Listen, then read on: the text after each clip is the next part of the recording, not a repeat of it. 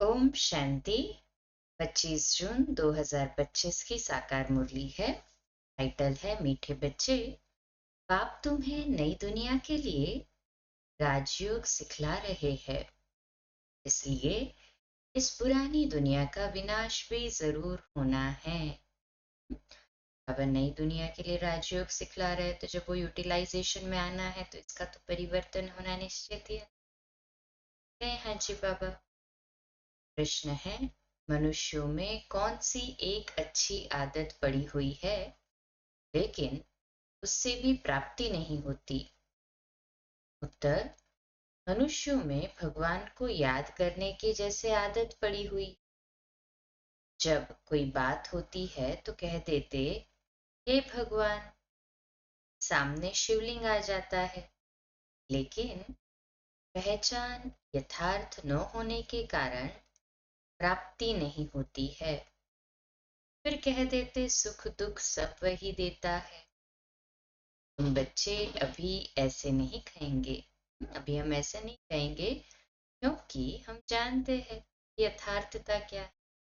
हम जैसा करते हैं वैसा ही फल पाते हैं, अर्थात अल्टीमेटली हम ही रिस्पॉन्सिबल है। हमारे मन वचन कर्म के द्वारा जो किया है उसका ही रिटर्न हमें मिल रहा है।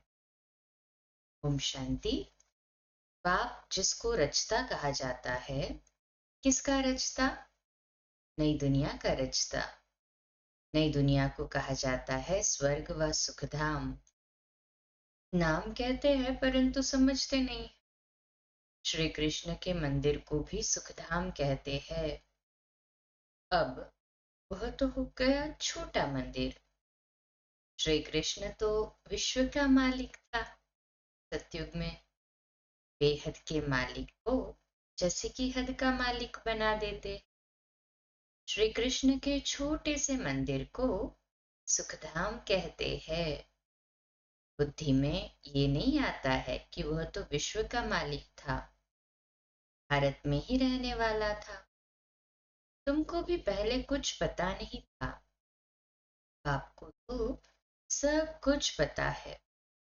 वह सृष्टि के आदि मध्य अंत को जानते हैं। अभी तुम बच्चे जानते हो। दुनिया में तो ये भी किसको पता नहीं है कि ब्रह्मा विष्णु शंकर कौन है। शिव तो है ऊंच से ऊंच भगवान। अच्छा, फिर प्रजापिता ब्रह्मा कहाँ से आया? है तो मनुष्य ही ना। प्रजापिता ब्रह्मा तो जरूर यहाँ ही चाहिए ना, जिससे ब्राह्मण पैदा हो। प्रजापिता माना ही मुख से अडॉप्ट करने वाला। तुम हो मुख वंशावली। अब तुम जानते हो कि कैसे ब्रह्मा को बाप ने अपना बनाकर मुख वंशावली बनाया है। इनमें प्रवेश भी किया, फिर कहा कि ये हमारा बच्चा भी है। तुम जानते हो ब्रह्मा नाम कैसे पड़ा, कैसे पैदा हुआ, ये और कोई नहीं जानते हैं। सिर्फ महिमा गाते हैं कि परमपिता परमात्मा ऊंच से ऊंच है, परंतु ये कोई की बुद्धि में नहीं आता कि ऊंच से ऊंच बाप है। हम सभी आत्माओं का वह पिता है, वह भी बिंदु रूप ही है। उनमें सृष्टि के आदि मध्य अंत का ज्ञान है। ये नॉलेज भी तुमको अभी मिली है। मिली है ना नॉलेज? नहीं हाँ जी बाबा, पहले जरा भी ये ज्ञान नहीं था। मनुष्य सिर्फ कहते रहते हैं ब्रह्मा विष्णु शंकर, परंतु जानते कुछ भी नहीं। तो उन्हों को ही समझाना है। अभी तुम समझदार बने हो, जानते हो कि बाप ज्ञान का सागर है, जो हमको ज्ञान सुनाते हैं, पढ़ाते हैं। राजयोग, बाबा कहते हैं राजयोग बाबा ही आकर सिखाते हैं, का निश्चय है ना। नहीं हाँ जी बाबा, तो राजयोग है ही सत्युगी नई दुनिया के लिए। तो जरूर पुरानी दुनिया का तो विनाश होना चाहिए ना। कहे हाँ जी बाबा। उसके लिए ये महाभारत लड़ाई है। आधा कल्प से लेकर तुम भक्ति मार्ग के शास्त्र पढ़ते आए हो। अब तो बाप से डायरेक्ट सुनते हो। बाप कोई शास्त्र नहीं बैठकर सुनाते हैं। जब तप करना, शास्त्र आदि पढ़ना, ये सब भक्ति है। अब भक्तों को भक्ति का फल चाहिए, क्योंकि मेहनत करते ही है भगवान से मिलने के लिए। परंतु ज्ञान से है सदगति। ज्ञान और भक्ति दोनों इकट्ठे चल न सके। अभी है ही भक्ति का राज्य। सब भगत है। हर एक के मुख से ओ गॉड फादर जरूर निकलेगा। अब तुम बच्चे जानते हो कि बाप ने अपना परिचय दिया है कि मैं छोटी बिंदी हूं। मुझे ही ज्ञान का सागर कहते हैं। मुझ बिंदु में सारा ज्ञान भरा हुआ है। आत्मा में ही नॉलेज रहती है। अभी तुम बच्चे समझते हो कि उनको परमपिता परमात्मा कहा जाता है। वह है सुप्रीम सोल, अर्थात सबसे ऊंचते ऊंच पतित पावन। बाप ही सुप्रीम है ना। कहे हाँ जी बाबा। मनुष्य हे भगवान कहेंगे तो शिवलिंग ही याद पड़ेगा। वह भी यथार्थ रीति से नहीं है ना। एक जैसे की आदत पड़ गई है, भगवान को याद करना है। भगवान ही सुख दुख देता है। अभी तुम बच्चे तो ऐसे नहीं कहेंगे ना। तुम जानते हो कि बाप तो सुखदाता है। सतयुग में सुखधाम था। वहां दुख का नाम नहीं था। कलयुग में है ही दुख। यहाँ सुख का नाम ही नहीं। ऊंच से ऊंच भगवान, वह है सर्व आत्माओं का बाप। ये किसको पता नहीं है कि आत्माओं का बाप भी है। कहते भी है हम सब ब्रदर्स है, तो जरूर सब एक बाप के बच्चे ठहरे ना। कोई फिर कह देते कि वह तो सर्वव्यापी है, तेरे में भी है मेरे में भी है। अरे तुम तो आत्मा हो, ये तुम्हारा शरीर है। फिर तीसरी चीज कैसे हो सकती है? तेरे में भी मेरे में भी, ये कैसे पॉसिबल? आत्मा को परमात्मा थोड़ी कहेंगे। जीव आत्मा कहा जाता है। जीव परमात्मा नहीं कहा जाता। फिर परमात्मा सर्वव्यापी कैसे हो सकता? बाप सर्वव्यापी होता तो फिर फादरहुड हो जाता ना। जैसे ब्रदरहुड कहते, फादरहुड भी होता। वो नहीं होता है। फादर को फादर से वर्षा थोड़ी ही मिलेगा। बाप से तो बच्चा ही वर्षा लेता है। तब फादर कैसे हो सकते? इतनी छोटी सी बात भी कोई की समझ में नहीं आती। तब बाप कहते हैं बच्चे, हमने आज से 5000 वर्ष पहले तुमको कितना समझदार बनाया था। तुम एवर हेल्दी वेल्दी समझदार थे। इससे जास्ती समझदार कोई हो नहीं सकता। तुमको अभी जो समझ मिलती है, यह फिर वहां नहीं होगी। सतयुग में ये ज्ञान नहीं होगा, प्रायलोप हो जाएगा।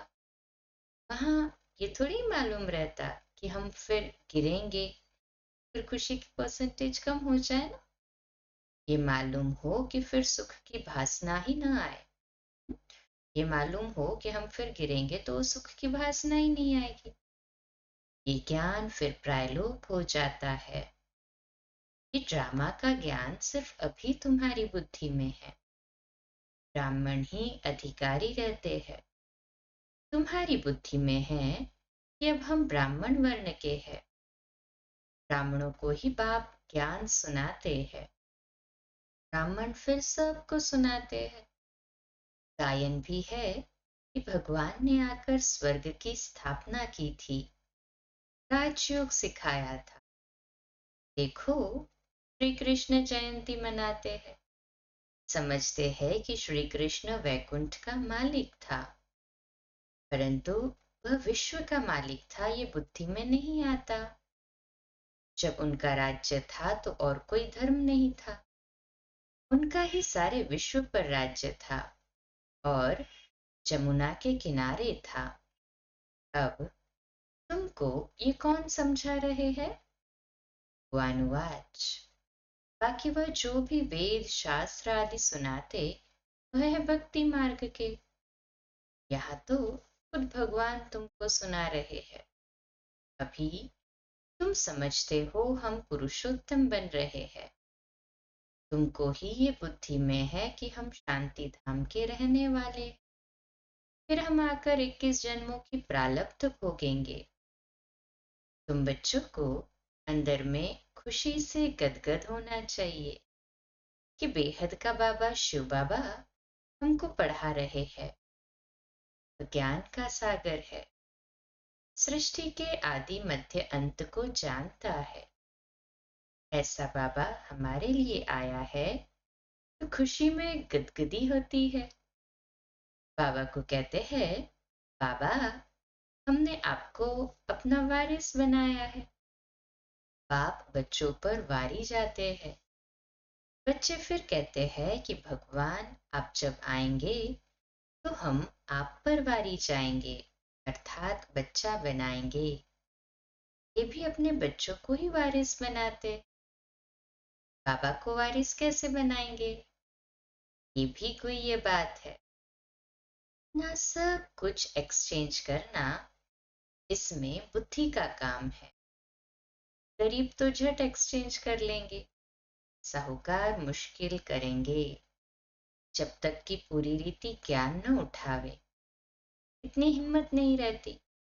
गरीब तो झट कह देते, बाबा हम तो आपको ही वारिस बनाएंगे, हमारे पास रखा ही क्या है। वारिस बनाकर फिर शरीर निर्वाह भी अपना करना है। सिर्फ ट्रस्टी समझकर रहना है।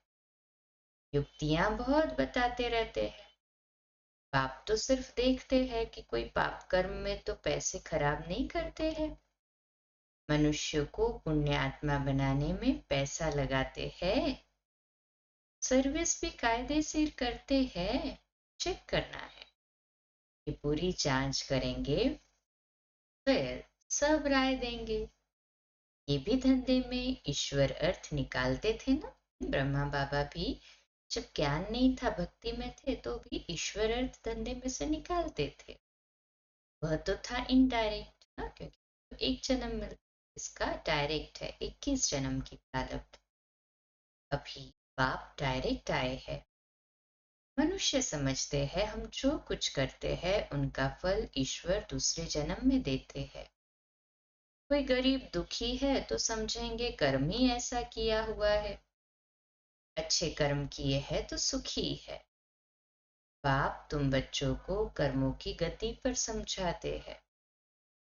रावण राज्य में तुम्हारे सब कर्म विकर्म ही हो जाते हैं। सतयुग और त्रेता में रावण ही नहीं, इसलिए वहां कोई कर्म विकर्म नहीं होता है। यहाँ जो अच्छे कर्म करते हैं उनका अल्पकाल के लिए सुख मिलता है। जो भी अच्छे कर्म करते उनका सुख भी अल्पकाल के लिए तो जरूर मिलता ही है ना। तो यहाँ जो किया उसका सुख मिला, परंतु अल्पकाल के लिए। फिर भी कोई ना कोई रोग खिटपिट तो रहती ही है, क्योंकि अल्पकाल का सुख है।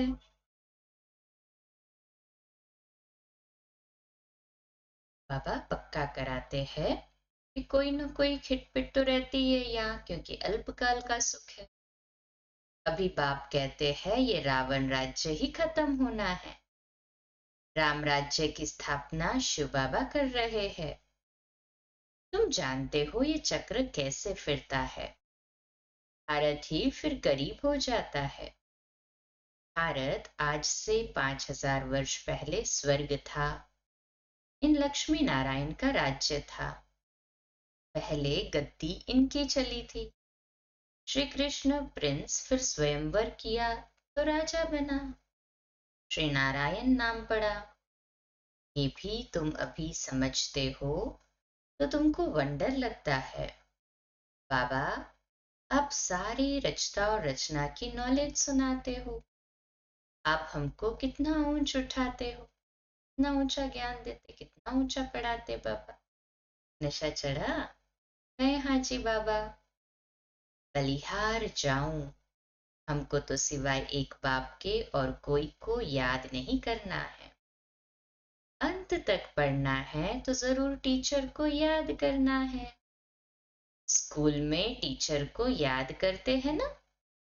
उन स्कूलों में तो कितने टीचर्स होते हैं। हर एक दर्जे का टीचर अलग होता है। यहाँ तो एक ही टीचर है। कितना लवली है। बाप लवली, टीचर लवली। आगे भक्ति मार्ग में अंधश्रद्धा से याद करते थे। अभी तो डायरेक्ट बाप पढ़ाते हैं, तो कितनी खुशी होनी चाहिए। फिर भी कहते बाबा भूल जाते हैं। पता नहीं हमारी बुद्धि आपको क्यों नहीं याद करती है। गाते भी है ईश्वर की गतिमति न्यारी है। बाबा, आपकी गति और सदगति की मत तो बड़ी वंडरफुल है। ऐसे बाप को याद करना चाहिए। स्त्री अपने पति की गुण गाती है ना, बड़ा अच्छा है, ये उनकी प्रॉपर्टी है, अंदर में खुशी रहती है ना। ये तो पतियों का पति, बापों का बाप है। इनसे कितना हमको सुख मिलता है, और सबसे तो दुख मिलता है। हाँ, टीचर से सुख मिलता है क्योंकि पढ़ाई से इनकम होती है। गुरु हमेशा किया जाता है वानप्रस्थ में। बाप भी कहते हैं मैं वानप्रस्थ में आया हूँ। ये भी वानप्रस्थ ही, मैं भी वानप्रस्थ ही। ये सब मेरे बच्चे भी वानप्रस्थ ही है। बाप टीचर गुरु तीनों ही इकट्ठे है। बाप टीचर भी बनते हैं, फिर गुरु बन साथ ले जाते हैं। उस एक बाप की ही महिमा है। ये बातें और कोई शास्त्र आदि में नहीं है। बाबा हर बात अच्छी रीति समझाते हैं। इनसे ऊंची नॉलेज कोई होती नहीं। न जानने की दरकार रहती है। न इससे कोई ऊंची नॉलेज है, न ही जानने की दरकार है। हम सब कुछ जानकर विश्व के मालिक बन जाते हैं, और शास्त्री क्या करेंगे। बच्चों की बुद्धि में ये हो तो खुशी में और उसी में याद रहे। पुण्य आत्मा बनने के लिए याद में जरूर रहना चाहिए। माया का धर्म है तुम्हारे योग को तोड़ना। योग में ही माया विघ्न डालती है। भूल जाते हो। माया के तूफान तो बहुत आते हैं ना, आते हैं ना। कहे हाँ जी बाबा। तो बाबा कहते ये भी ड्रामा में नोंद है। सबसे आगे तो यह है ब्रह्मा बाबा, तो इनको सब अनुभव होते हैं। मेरे पास जब आए तब तो सबको समझाऊं ना। ये सब माया के तूफान आएंगे। बाबा के पास भी आते हैं, ब्रह्मा बाबा के पास। तुमको भी आएंगे। माया का तूफान ही न आए, योग लगा ही रहे तो कर्मातीत अवस्था हो जाए, फिर हम यहाँ रुक न सके। कर्मातीत अवस्था हो जाएगी तो फिर सब चले जाएंगे। शिव की बारात गाई हुई है ना। शिव बाबा आए तब हम सब आत्माएं जाएं। शिव बाबा आते ही है सबको ले जाने। सतयुग में इतनी आत्माएं थोड़ी होंगी। अच्छा, मीठे मीठे सिकिलदे बच्चों प्रति माता पिता बाप दादा का याद प्यार और गुड मॉर्निंग। रूहानी बाप के रूहानी बच्चों को नमस्ते। हम रूहानी बच्चों की रूहानी बाप दादा को याद प्यार गुड मॉर्निंग और नमस्ते। वाह बाबा वाह, शुक्रिया बाबा शुक्रिया। धारणा के लिए मुख्य सार है, पहली पॉइंट, शिव बाबा को अपना वारिस बनाकर सब कुछ एक्सचेंज कर देना है। वारिस बनाकर शरीर निर्वाह भी करना है। ट्रस्टी समझकर रहना है। पैसे कोई भी पाप कर्म में नहीं लगाने हैं। दूसरी पॉइंट, अंदर खुशी में गुदगुदी होती रहे कि स्वयं ज्ञान का सागर बाबा हमको पढ़ा रहे हैं। पुण्यात्मा बनने के लिए याद में रहना है, माया के तूफानों से डरना नहीं है। आज का मीठा वरदान, सत्यता के आधार पर एक बाप को प्रत्यक्ष करने वाले निर्भय अथॉरिटी स्वरूप भव। आज का स्वमान, मैं निर्भय अथॉरिटी स्वरूप आत्मा हूँ। विश्लेषण, सत्यता ही प्रत्यक्षता का आधार है। बाप को प्रत्यक्ष करने के लिए निर्भय और अथॉरिटी स्वरूप बनकर बोलो, संकोच से नहीं। जब अनेक मत वाले सिर्फ एक बात को मान लेंगे कि हम सब का बाप एक है और वही अब कार्य कर रहे हैं, हम सब एक की संतान एक है और ये एक ही यथार्थ है, तो विजय का झंडा लहरा जाएगा। इसी संकल्प से मुक्ति धाम जाएंगे और फिर जब अपना अपना पार्ट बजाने आएंगे तो पहले यही संस्कार इमर्ज होंगे कि गॉड इज वन। यही गोल्डन एज की स्मृति है। स्लोगन, सहन करना ही स्वयं के शक्ति रूप को प्रत्यक्ष करना है। अव्यक्त इशारा, आत्मिक स्थिति में रहने का अभ्यास कर अंतर्मुखी बनने का। जैसे ये देह स्पष्ट दिखाई देता है, वैसे अपनी आत्मा का स्वरूप स्पष्ट दिखाई दे, अर्थात अनुभव में आए। मस्तक अर्थात बुद्धि की स्मृति व दृष्टि के सिवाय, मस्तिष्क बाबा पक्का कराते हैं कि मस्तक अर्थात बुद्धि की स्मृति व दृष्टि से सिवाय आत्मिक स्वरूप के और कुछ भी दिखाई न दे व स्मृति में भी न आए। ऐसे निरंतर तपस्वी बनो, तब हर आत्मा के प्रति कल्याण का शुभ संकल्प उत्पन्न होगा। कल कोई अपने संस्कार स्वभाव के वश आपके पुरुषार्थ में परीक्षा के निमित्त बना हुआ हो, उसके प्रति भी सदा कल्याण का संकल्प उत्पन्न हो। अच्छा, कम बोलो, धीरे बोलो, मीठा बोलो, सत्य बोलो, सोच समझकर बोलो। निमित्त भाव, निर्माण भाव, निर्मल वाणी। आज का नया दिन आप सभी को मुबारक हो, मुबारक हो, मुबारक हो। शुभ दिवस। ओम शांति।